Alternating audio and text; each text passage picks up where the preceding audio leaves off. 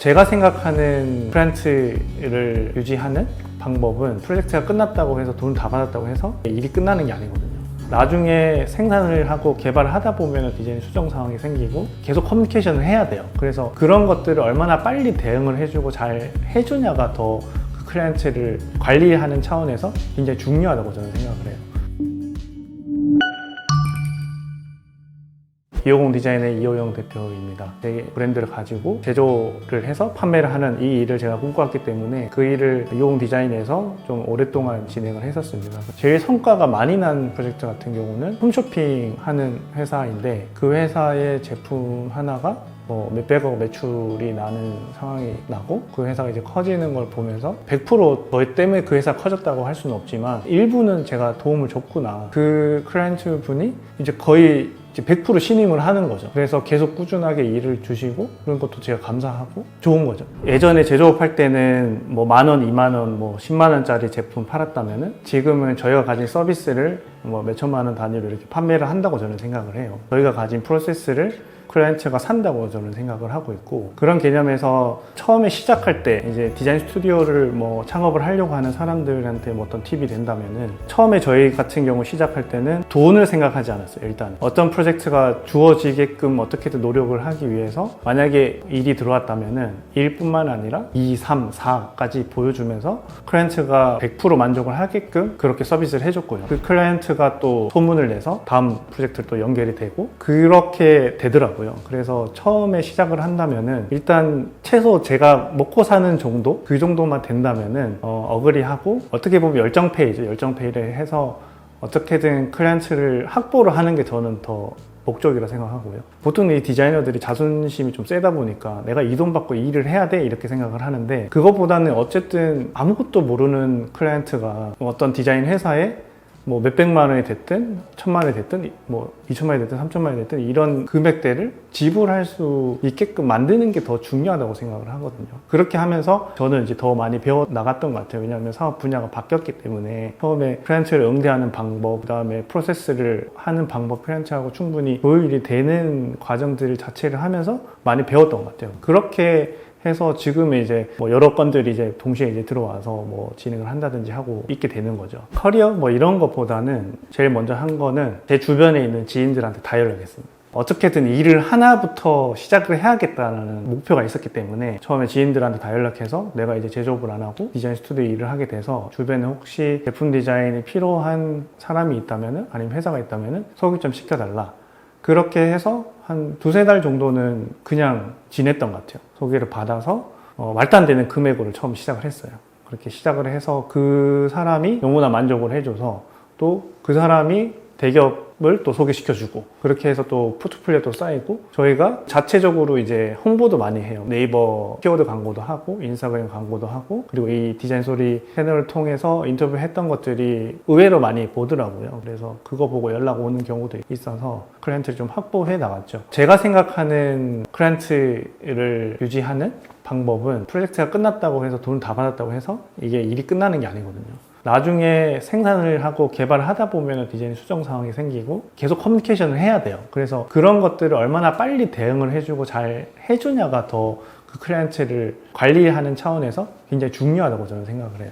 처음에 하는 거는 내부 상황을 되게 많이 파악을 해요. 이 회사의 상황을 파악을 하는 이유가, 제품 디자인을 예쁘게 만드는 거는 어떤 디자이너든 다 자신 있다고 생각을 해요. 근데 그 내부 상황에 예를 들면 개발비가 얼마에 투입이 되고 금형을 뭐 얼마나 팔 거고 생산 대수는 몇 대를 만들 거고, 이런 것들에 따라서 디자인의 방향성이 굉장히 많이 달라지거든요. 이런 것들을 충분히 이제 클라이언트 분하고 대화를 해서 그 베이스를 깔고 그 한계의 조건이 있는 거죠. 그거를 어떻게 하면은 좋은 디자인을 풀어낼까를 베이스를 깔아놓고 이제 시작을 하는데, 일반적으로 이제 처음에 하게 되면 저희도 이제 시장 조사를 해요. 경쟁 제품을 뭐 뜯어본다든지 제품 구조나 뭐 이런 것들을 파악을 하게 되고, 그리고 경쟁 제품들이 어떤 가격 포지셔닝을 하고 있는지 사용자 리뷰들을 보고 제품을 사서 아니면 사용자들한테 준다든지, 아니면 중고나라에서 제품을 파는 사람한테 인터뷰 요청을 한다든지 뭐 이런 식으로 해서 많은 자료를 이제 수집을 하는 거죠. 그걸 베이스로 두고 컨셉을 이제 만들어 나가요. 이런 디자인이 나왔을 때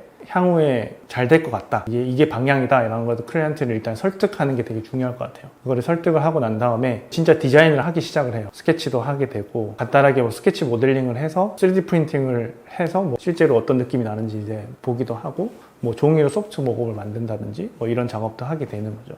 그렇게 해서 그런 이제 더미 모급들을 가지고 머릿속으로 상상을 하는 거죠. 이걸 이렇게 했을 때는 어떤 느낌이 날까, 저렇게 했을 때는 어떤 느낌이 날까, 그런 것들이 이제 1차 디자인 시안에 녹여나게 되고, 저희의 어떻게 보면 장점인데 스케치 모델링하고 1차 디자인 시안을 보여줄 때 굉장히 많이 보여줘요. 시안이 뭐 많이 했을 때는 거의 뭐 15개, 20개? 뭐 이렇게 많은 시안들을 보여줄 정도로 열심히 해서 보여주고요. 클라이언트 입장에서는 저는 그렇게 생각해요. 이 프로젝트에 더 이상 나올 시안은 없다. 저희의 장점이 거의 1차 디자인 시안에서 거의 끝나요. 거기서 이제 추려진 디자인 시안을 가지고 파이널로 가서 조금 다듬고 부품의 개수를 좀 줄인다든지 아니면 더 많게 한다든지 거기서 저희 디자인을 보고 조금 더 투자를 해서 더 좋게 만듭시다 해서 뭐 한다든지 이렇게 좀 조율해서 이제 파이널 마무리를 하게 되는 거죠. 처음에 이 저희 디자인력을 보여줄 때 굉장히 중요하지 않을까 라고 생각을 합니다.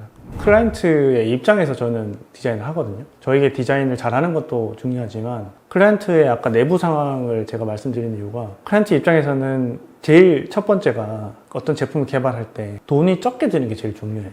왜냐하면 개발비가 제품 하나 만드는데 몇 억이 들어가는데 거기에 1,000만, 2,000만 아낄 수 있는 그런 아이디어를 낸다든지 아니면은 뭐 어떤 새로운 기능을 넣음으로 해서 더 많이 벌 수 있다는 것을 설명을 한다든지 그렇게 접근을 하다 보니까 클라이언트 분들이 이 회사는 제품을 개발해 본 경험이 있기 때문에 정말 합리적인 상황에서 좋은 디자인이 나오는구나 라고 생각을 해줘요. 뭐 예를 들면 킥보드 디자인을 저희가 했었는데 킥보드를 할 때 3D 프린팅을 하잖아요. 보통은 일반적으로 생각했을 때 스케일로 모급을 하잖아요. 그런데 저희는 1대1로 해요. 직접 탑으로 하는 거지. 그래서 3D 프린팅 파이널 디자인이 정해졌을 때 저희도 예상하지 못한 실제로 올라탔을 때 어떤 느낌이 나는지 전혀 알 수가 없잖아요. 그냥 이미지상밖에 없으니까. 그래서 1대1로 다 뽑아서 한 2주 걸렸던 것 같아요. 2주 동안 3D 프린터를 진짜 쉬지 않고 계속 돌려가지고 안에 철심 막 들어가서 1대1로 그냥 그대로 만들었어요. 그래서 그거를 들고 클라이언트 회사로 갔죠. 거기에 직원분들이 다 타보고 여성분들 뭐 키 큰 사람 뭐 덩치 큰 사람들 뭐 이렇게 해서 다 타보고 좋다 이렇게 만들면 될 것 같다 그렇게 하니까 되게 감동도 크고 클리어하게 디자인이 컨펌이 그냥 끝나버리는 거죠. 그 작업이 없었다면은 프로젝트 되게 힘들었을 수도 있을 것 같아요. 왜냐하면 이미지만 가지고 탁상 공로를 펼치는 거죠. 이거 이렇게 하면 여기 약할 것 같아요. 뭐 조금 더 두껍게 해야 돼요. 아니면 뭐 여기 바퀴 좀 문제 될 것 같아요. 실제로 만들어서 가져가니까 할 말이 없는 거죠. 저희가 생각했을 때 뭐 방법론이라든지 프로세스나 뭐 이런 것도 되게 중요하다고 생각을 해요. 왜냐하면 그런 과정들이 클라이언트를 설득시키는 초기의 단계라면은 마지막의 단계는 실제로 이거를 양산을 시켰을 때 어떤 느낌이 받을 수 있을지에 대한 클라이언트의 결정이 되게 중요하거든요. 양산의 경험이 이 제품의 프로젝트의 마지막에 담기다 보니까 클라이언트가 되게 만족을 하면서 마무리 지을 수 있는 것 같아요. 그래서 뭐 내부의 구조 같은 거 이런 것도 막 저희가 뭐 딥하게 막 들어가는 경우도 있고 보통 이제 외관의 디자인만 하는데 내부의 뭐 구조 뭐 접히고 막 펼치고 이런 것들 막 실제로 만들어서 이제 보여주니까 그런 것들이 이용 디자인의 강점이라고 생각을 합니다. 어떤 제품이든지 간에 그 타겟팅이 딱 명확한 게 되게 중요하다고 생각을 하거든요. 그래서 어떤 A라는 제품이 뭐 10대부터 50대까지 다 쓸 수 있다 이러면 저는 무조건 망한다고 생각을 해요. 만약에 이 제품이 제일 많이 팔리는 조언이 있잖아요. 그 조언이 그 타겟팅이라고 생각을 하거든요. 예를 들면 뭐 드론을 디자인하는데 60대, 70대 타겟으로 하겠다. 이건 말이 안 되는 소리거든요. 근데 지금 드론은 대부분 어떤 전문 장비잖아요. 그래서 20대부터 한 40대, 50대 요 사이에 이제 사용을 할 텐데 그 사람들한테 타겟팅이 명확하게 된 상태로 들어가야 되거든요. 그리고 꼭 B2C가 아니라 B2G도 있고 B2B도 있거든요. 제품에. 그래서 그런 것들이 확실한 타겟팅이 됐을 때 제품이 저는 성공을 할 수 있다고 저는 생각을 해요. 디자인적인 것도 그들이 좋아하는 라이프 스타일과 문화, 좋아하는 것들 이런 것들이 다 다르기 때문에 솔직히 말이 안 되는 거죠. 제가 봤을 때는 그 타겟팅이 명확하게 했을 때 디자인도 명확하게 지고 판매할 때도 명확하게 이제 타겟팅을 할 수 있어서 좋다고 저는 생각을 해요. 상품 기획이 한 7, 6 정도 되는 것 같아요. 제가 이제 대기업에서 있을 때 상품 기획할 때 뭐 개발비부터 시작해서 디자인 비용, 타겟팅하는 가격대, 기능적인 것도 다 정리해서 줘요. 뭐 어떤 기능이 들어가야 되고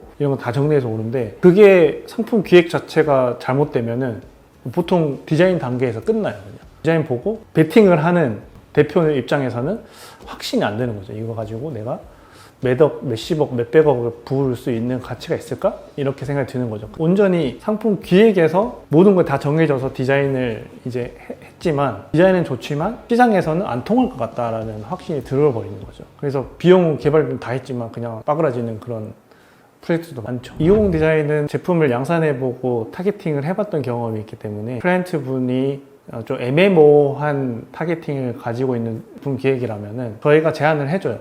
이 제품은 여기에 들어 포지셔닝을 하는 게 맞을 것 같습니다. 가격대가 뭐 얼마 정도 되니까 뭐 예를 들어서 10,000대를 만들면은 뭐 싸게 만들 수 있잖아요. 그러면은 우리가 봤을 때 이거는 제품이 비싸지기 때문에 타겟팅이 여기가 아니라 여기일 것 같습니다. 이 사람들이 좋아하는 디자인은 이런 스타일입니다 라고 해서 정리를 저희가 해줘요. 그런 부분도 강점이라고 생각을 합니다. 많은 프로젝트를 진행을 해서 저희 디자인이 조금 더 많은 사람들한테 알려지고 저희가 디자인을 하면은 정말 새로운 디자인이다 라는 그런 팬층이 좀 만들어지는 게 저의 꿈이라고 생각을 해요.